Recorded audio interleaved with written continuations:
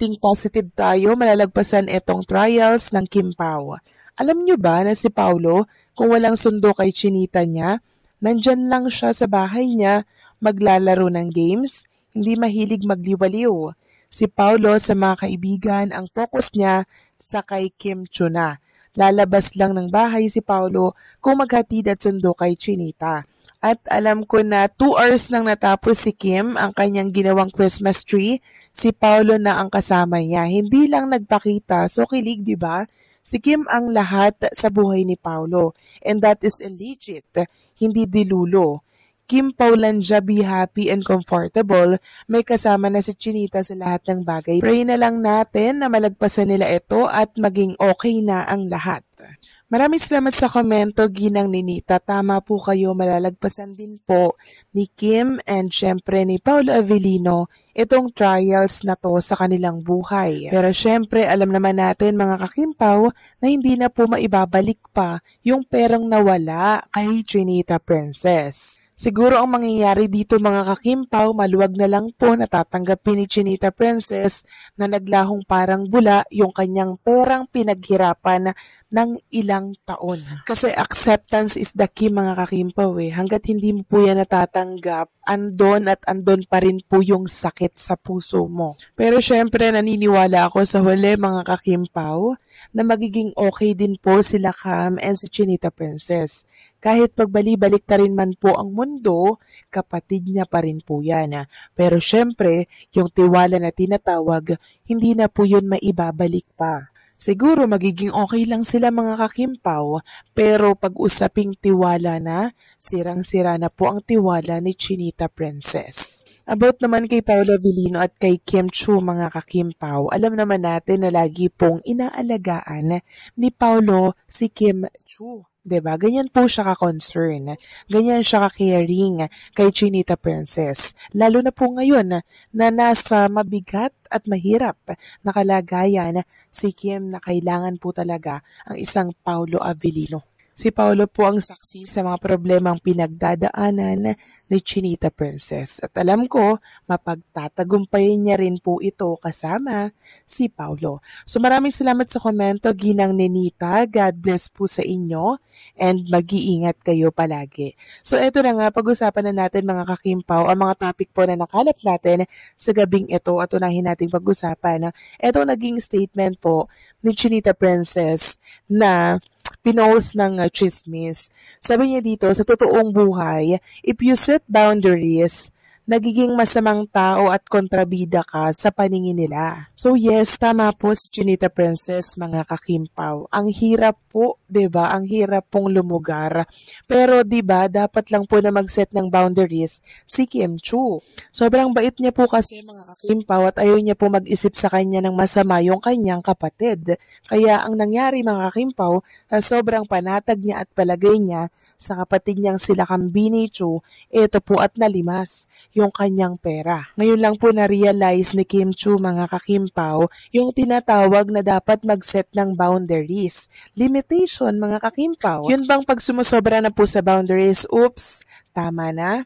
Awat na, hanggang dito ka lang. Sobrang pusong mamon kasi nitong si Chinita Princess mga kakimpaw eh. Kaya hindi po siya nakakapag-set ng boundaries sa mga taong nakapalibot po sa kanya. And ngayong nangyari po ito kay Chinita Princess, siguro matututo na po siya mga kakimpaw na mag-set ng boundaries. 'Di ba? Parang realization na din ito and moral lesson sa kanya. Samantalang next topic naman tayo mga kakimpaw. Pag-usapan natin ang tungkol dito sa ABS-CBN Christmas Special 2025 na kung saan ngayon nga po ito tinaping ni Kim and Paulo Avellino maging ng iba pang mga kapamilya stars. Ito po ay ilalabas by December 13 at 14. Mapapanood yan sa Kapamilya Channel, Kapamilya Online Live, A2C at I1 TV. Ngayon, may nag-leak po ng mga video mga kakimpaw ni Kim and Paulo Avellino. So, nag-duet po sila mga kakimpaw ng isang song. Parang may title na Ikaw Pa Rin Ang Pipiliin Ko. Sobrang nakakakilig yung title, ano?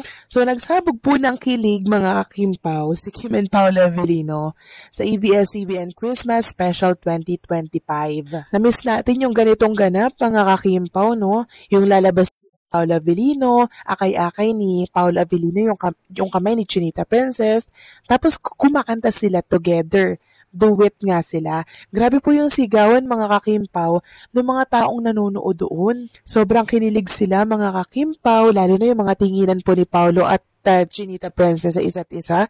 Sobrang nakakatunaw yun. Tapos yung pagpapaikot pa kay Chinita Princess, sabay dikit kay Paolo Avellino. Grabe na miss po yun mga kakimpaw ng mga Kimpaw Nation. And nakita nga natin dito na pansamantala pong napawi yung kalungkutan, yung problemang pinagdadaanan ni Chinita Princess dahil nga po sa ganap nila ngayong gabi para po sa Christmas special ng 2025. Sobrang ang iksi lang ng pasilip na yun mga kakimpaw, pero sobrang nakakakilig at nakakapagbigay po ng pag-asa sa mga Kimpaw Nation na malungkot ngayon dahil sa pinagdadaanan po ni Kim Chiu. Pansamantala pong napawi yung kalungkutan na yun at pag-aalala kay Chinita Princess nang makita po nila na napakasayang Kim at Paolo Avellino ang bumungad sila kanina. At alam nyo mga kakimpaw, may mga pailaw-ilaw pa po ang Kimpaw Universe. Ang cute! Ipapakita ko na lamang po sa mga screen po ninyo.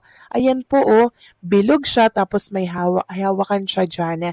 Sobrang effort talaga ng Kimpaw Universe. Sa lahat ng event, nakasali po si Kim and Paolo Avellino, hindi po talaga sila nawawala. Talagang pinapakita po nila yung pagsuporta at pagmamahal nila kay Kim and syempre kay Paolo Avellino. Lalo na ngayon mga kakimpaw, alam naman natin kung anong meron kay Chinita Princess.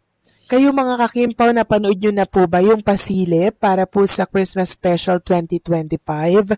Naku, napakasaya nun mga kakimpaw. Sobra talagang kinilig ang mga tagahanga po ni Kim and Paolo Avellino. Kaya po pala parang pre-recorded ang It's Showtime kanina dahil sobrang aga nga po nila na nag-taping ng para po dito sa Christmas special po ng ABS-CBN. At sa gabing ito mga kakimpaw, kalimutan na lang muna natin yung problema ni Chinita Princess. Ang isipin lang natin, masayang Kim Chiu at nagsabog ng kilig kasama si Paolo Avellino. Sobrang kasiyahan na naman po ang ibinigay ni Kim and Paolo sa mga tagahanga at taga-suporta nila. Talagang hindi nakapagtataka kung bakit sobrang kilig ang naramdaman ng mga Kimpaw fans sa ipinakitang galawan ni Kim Chiu at Paolo Avellino. Sa bawat interaction nila, mapa-interview, behind the scenes, tapping days o simple moments lang na nahuhuli ng camera, makikita ang natural na chemistry at respeto nila sa isa't isa. Kaya naman bawat maliit na gesture, simpleng titig o pag-alalay ni Paolo kay Kim ay nagiging napakalaking bagay para sa fans na matagal nang sumusuporta sa tambalan nila. Hindi rin may kakaila na may ibang level ng connection ang Kimpaw na hindi pilit, hindi scripted, at lalong hindi para lamang sa promo. Parang kusang lumalabas, organic at punong-puno ng warm energy. Dahil dito, lalong nagiging masaya at mas ganado ang fandom na suportahan sila sa lahat ng proyekto nila. Ang masasabi ko, kapag totoo ang chemistry, makikita at mararamdaman talaga. At yun ang nangyayari ngayon kay Kim at Paolo. Hindi lang sila effective on-screen partners, kundi isa sila sa mga love team na nagdadala ng refreshing vibes sa showbiz. Sa gitna ng stress, personal na laban, at mga kontrobersya na pinagdaanan ni Kim Chiu nitong mga nakaraang buwan, malaking bagay din na makita sa mga galawan nila na may nagbibigay sa kanya ng saya, suporta at pag-aalalay.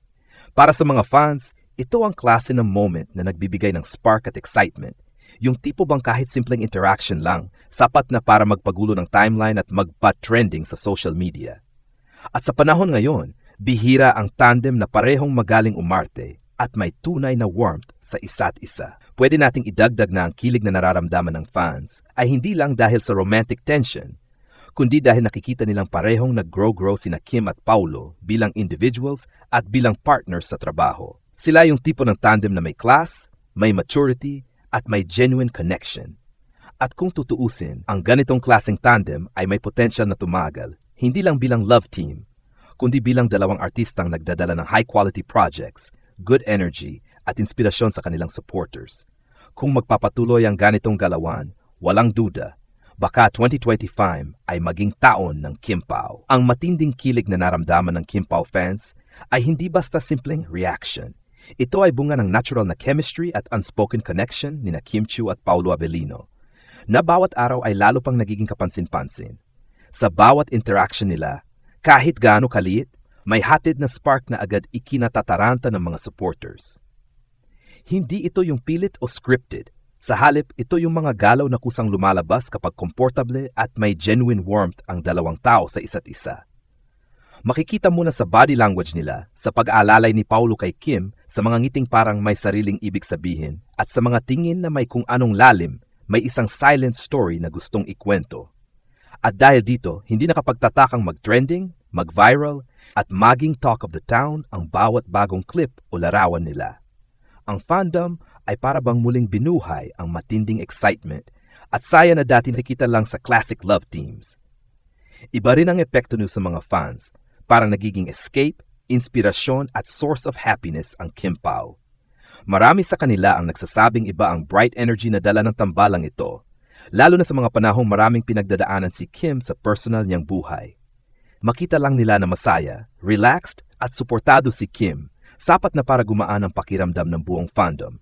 At syempre, hindi rin matatawaran ang effort ni Paulo. Sa bawat gesture niya, makikita ang respeto at pag-aalag niya kay Kim.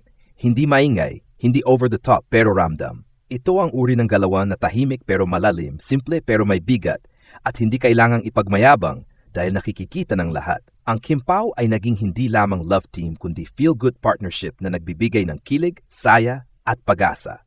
Ang mga fans na talagang solid at passionate ay patuloy na nabibigyan ng dahilan para maging mas active, mas supportive, at mas excited sa mga susunod pang ganap.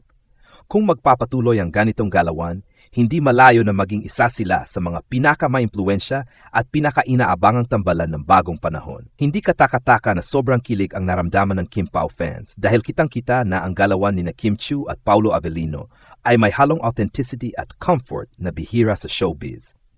Hindi ito pang promo lang o pang pakilig na pilit. Ito ay mga sandaling natural nilang ipinapakita kahit hindi nila intensyon na magpaingay.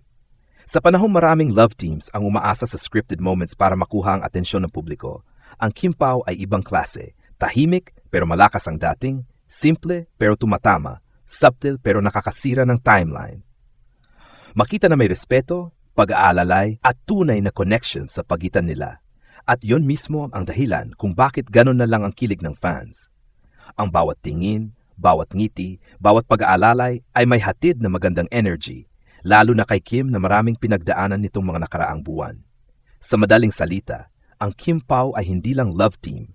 Isa silang tandem na may chemistry na hindi mo pwedeng i-fake. Pwede pang idagdag na ang matinding kilig na naramdaman ng fans ay hindi lang dahil sa simpleng interaction ni Kim at Paulo, kundi dahil sa perfect timing ng lahat ng nangyayari.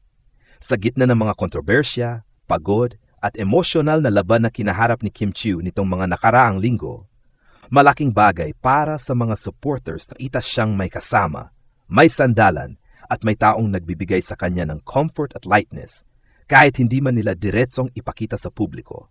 Sa bawat galaw ni Paulo, yung mga maliliit na bagay na parang walang ibig sabihin pero napakalalim pala, nagbibigay ito ng ideya na may genuine care siyang ibinibigay kay Kim. Hindi kailangan ng malaking gesture para mapansin. Sapat na yung pagiging present, pagiging consistent at pagiging supportive niyang partner sa trabaho. Bukod pa rito, ang tambalan nilang Kim Pao ay nagiging isa sa mga pinaka-refreshing na love team sa kasalukuyan dahil hindi sila umaasa sa hype. Sila mismo ang gumagawa ng magic. Ang natural nilang connection ang dahilan kung bakit araw-araw ay may bagong kinikilig na fans at may bagong nagiging supporter. Masasabi rin na ang Kim Pao ay naglalatag ng bagong standard, authenticity over gimmicks, sincerity over spectacle. Kaya kahit simpleng galawan lang, sapat para mag-trending. At kung ganito pa rin ang magiging daloy ng mga susunod na linggo, mas madaming behind-the-scenes clips, mas maraming on-screen projects, at mas maraming natural interactions, maaring maging isa ito sa mga pinakamalakas na tambalan na hahatak ng atensyon ng publiko sa 2025.